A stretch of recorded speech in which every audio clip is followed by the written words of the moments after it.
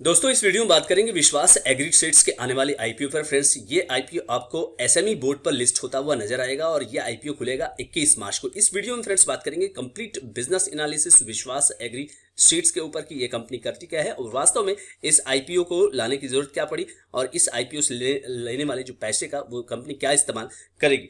Finally ये जानने की कोशिश करेंगे कि इस आईपीओ में आपको क्या करना चाहिए, अप्लाई करना चाहिए या इसे नहीं अप्लाई करना चाहिए। ये मेरा अपना ओपिनियन होगा, किसी भी तरह का कोई रिकमेंडेशन इसे लेने की कोशिश ना करिएगा। फ्रेंड्स चैनल पर नए तो सब्सक्राइब करिए, लाइक करिए, कमेंट करिए। चलिए इस वीडियो को शुरू करते हैं। तो फ्रेंड्स विश्वास एग्री सीड्स के नाम से ही आप समझ गए होंगे कि बिजनेस क्या है। कंपनी जो है वो बिजनेस करती है processing and supplying of seeds to farmers via distribution network. Distribution network यानी कि कंपनी सेल करती है, डिस्ट्रीब्यूशन नेटवर्क है कंपनी का और कंपनी का जो ये काम है सीड्स को बेचने का है फार्मर्स को।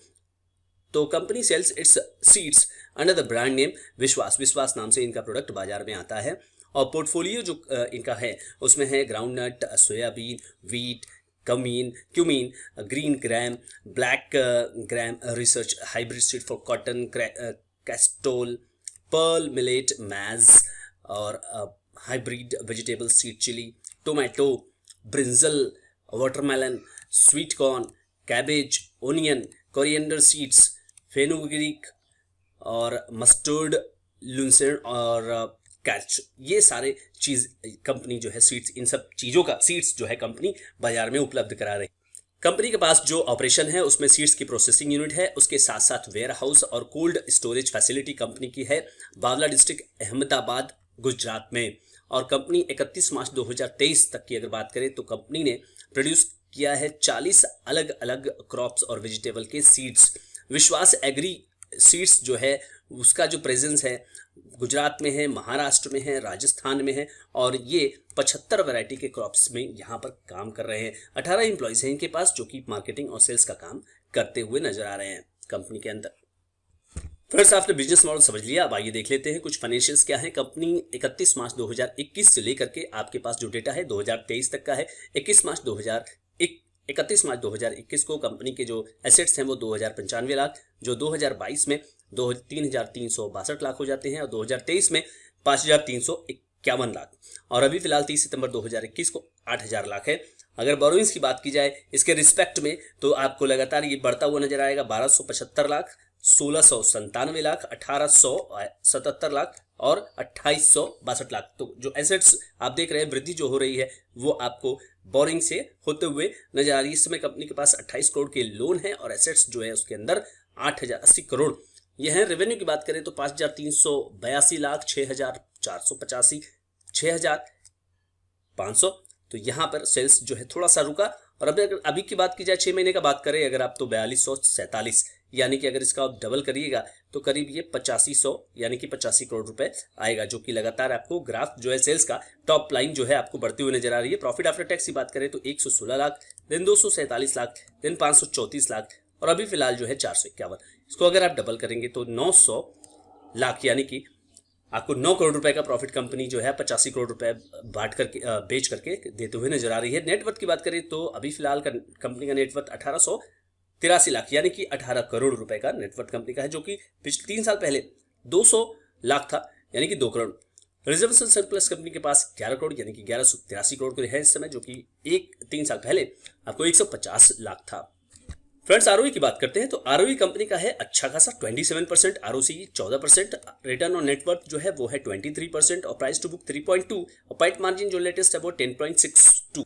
कुछ और फाइनेंशियल्स पे नजर डालते हैं फ्रेंड्स। एवरेज ईपीएस कंपनी के लास्ट 3 साल का है 12.43। लास्ट 3 साल के एवरेज रिटर्न ऑन नेटवर्थ की बात करेंगे तो 45.56 आता है, जो कि कमेंडेबल है। अब देखिए पैट मार्जिन की ओर चलते हैं।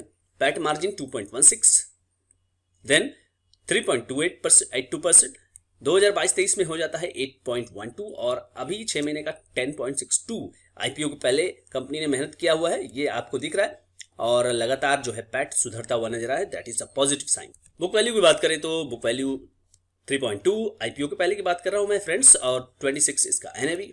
आईपीओ के बाद एक्सपेक्टेड होगा ये 1.93 और एनएवी 44। अगर आप FY24 को एनालाइज करें पी इसका होगा 9.53।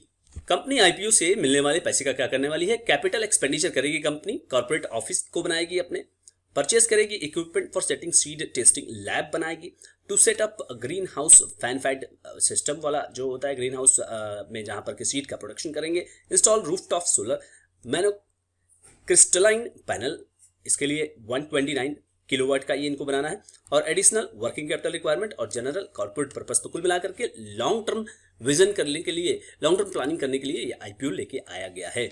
कंपनी ने अपनी तुलना एक चर्चित कंपनी से की है, बॉम्बे सुपर हाइब्रिड सीड से, जिसका कि ईपीएस ₹1.61 है और 128 के पी पर वो काम करती है। कावेरी सीड से भी तुलना की गई है, 46 का आपका ईपीएस है और ₹14 का इसका 14 का पी मल्टीपल है। और फाइनली अपसर्ज सीड्स जिसका कि ईपीएस 7 का है और 43 के पी पर अवेलेबल है। तो यहाँ पर कंपनी ने 10 के अंदर रखा हुआ है इसका पी, और जो आपका ईपीएस है वो ठीक ठाक नजर आ रहा है। इन कंपनियों अगर आप बात करेंगे बॉम्बे सुपर से, उससे ज़्यादा है, और कावेरी और अपसर्ज से तो कंपेरेबल मुझे नहीं लगता कि है। अब आईपीओ डिटेल की बात करें फ्रेंड्स, तो 21 मार्च को खुलेगा और आईपीओ, और 26 मार्च तक चलेगा। ₹10 का इसका फेस वैल्यू है, 86 का इसका बैंड है, यानी कि फिक्स प्राइस इशू है, 1600 लॉट साइज। टोटल जो इशू है कंपनी को 25 करोड़ 80 लाख रुपए चाहिए, और ये पूरा का पूरा फ्रेश इशू है जैसा कि आपने देखा। रिटेल कैटेगरी में यहाँ पर आपको 50% है और अदर में 50% रिजर्व्ड है। बेसिस ऑफ अलॉटमेंट फ्रेंड्स 27 मार्च को फाइनल होगा। इनिशिएशन रिफंड का होगा 28 तारीख को, और 28 तारीख को ही अगर आपको ये शेयर मिल जाता है तो आपके डीमैट अकाउंट में क्रेडिट होगा, और 1 अप्रैल को ये एक नई कंपनी आपको स्टॉक मार्केट के एसएमई बोर्ड पर लिस्ट होती हुई नजर आएगी। फ्रेंड्स अगर आप अप्लाई करना चाहते हैं तो आपको ये जानकारी जरूर होनी चाहिए। एक लॉट के लिए अगर आप अप्लाई करना चाहते हैं 1600 शेयरों के लिए आपको लगाना होगा 1,37,600, और मैक्सिमम भी वही आप कर पाएंगे। एचएनआई में अगर आप अप्लाई करना चाहते हैं 2 लॉट के लिए 3200 शेयरों के लिए 2,75,200 का आपको अमाउंट लगाना होगा। प्रमोटर की बात करें फ्रेंड्स, तो प्रमोटर हैं अशोक भाई शिबा भाई गजेरा, और भरत भाई शिबा भाई गजेरा, और दिनेश भाई माधल भाई सुवगिया, और अदर कंपनी प्रमोटर हैं। 100% इनकी होल्डिंग थी जो घट करके 70% हो जाएगी। फ्रेंड्स 19 तारीख को अगर इसके जेएमपी की बात की जाए तो फिलहाल किसी भी तरह का कोई मूवमेंट आपको यहाँ नहीं दिख रहा है। तो फ्रेंड्स इस कंपनी की पूरी बिजनेस एनालिसिस मैंने की, और आपको ये साफ साफ दिख रहा है कि कंपनी जो है वो सीड बेच रही है, और सीड यानी कि कंपनी जो है वो एक एग्रीकल्चर बेस्ड कंपनी है। एग्रोकेमिकल आप यहाँ पे इसको कैटेगरी में, और सीड उप कैटेगरी में यहाँ पे रखेंगे। अब फ्रेंड्स इस सेक्टर की पॉजिटिव बात तो उतनी मुझे नहीं समझ में आती, क्योंकि देखिए एग्रीकल्चर सेक्टर में ग्रो करना, और ऑलमोस्ट अगर आप बात करेंगे छोटी कंपनियों के लिए भी यहाँ पे 15 से 20% का रेवेन्यू ग्रोथ करना, ये भी काफ़ी मुश्किल काम होता है, क्योंकि देखिए यहाँ पे एंट्री बैरियर बहुत ज़्यादा होता नहीं है। आराम से कोई भी कंपनी जिसके पास की ठीक ठाक पैसे हो तो आराम से यहाँ एंटर कर सकती है, और इस तरह के प्रोजेक्ट में एंट्री बैरियर कहने का मतलब है कि बहुत ज़्यादा कम होते हैं, और कंपटीशन, इसके कारण जो कंपटीशन होता है वो ज़्यादा होता है। तो मुझे लगता है कि यहाँ इस एसएमई में लॉन्ग टर्म का, पहली बात अगर लॉन्ग टर्म की बात करें तो लॉन्ग टर्म का मुझे यहाँ पर कोई स्कोप दिखता नहीं है किसी भी तरह का। अगर आपको लिस्टिंग गेन लेना होगा तो लिस्टिंग गेन के लिए आप देखिएगा कि आईपीओ जब खुल रहा है, यानी कि 21 मार्च या फिर 22 मार्च, तो वहां पे डिमांड क्या है, फिलहाल तो कोई भी मूवमेंट दिखाई नहीं दे रहा है। एक और बात मैं यहाँ पे कहना चाहता हूँ कि कंपनी ने वैल्यूएशन अच्छा रखा है, इसमें कोई दो राय नहीं है। तो वैल्यूएशन अच्छा रखा हुआ है, लेकिन बात वही है, आपने अभी हाल ही में सेबी के चेयरमैन का देखा था कि एसएमई बोर्ड पर बहुत सारी गतिविधियां हो रही हैं, और उन्होंने इस पर वार्न भी किया था। तो एसएमई कंपनी को उसी नजरिए से देखना चाहिए। वैल्यूएशन ठीक ठाक है, कंपनी ने वैल्यूएशन पे काम किया है, सेल्स पे काम किया है। कंपनी का सेल्स रेवेन्यू आप देख सकते हैं कि कंपनी का रेवेन्यू लगातार बढ़ रहा है। लेकिन कई बार क्या होता है कि एसएमई कंपनियां हो चाहे मेन बोर्ड की कंपनियां हो, सभी जो है आईपीओ को लाने के पहले काफी ज्यादा विंडो ड्रेसिंग करती हैं। तो आपको क्या सही है क्या गलत है वो जानकारी प्राप्त करना काफी मुश्किल होता है।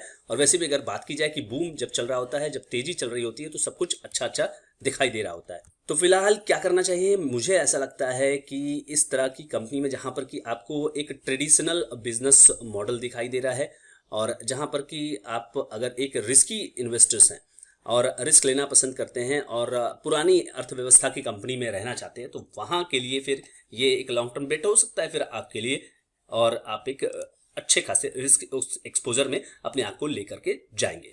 तो फ्रेंड्स आई होप कि ये वीडियो आपको अच्छा लगेगा, और विश्वास सीड्स के ऊपर कंप्लीट बिजनेस एनालिसिस आप समझ जाएंगे कि किस तरह से कंपनी क्या काम कर रही है और किस तरह कंपनी आईपीओ का पैसा प्रयोग करने वाली है।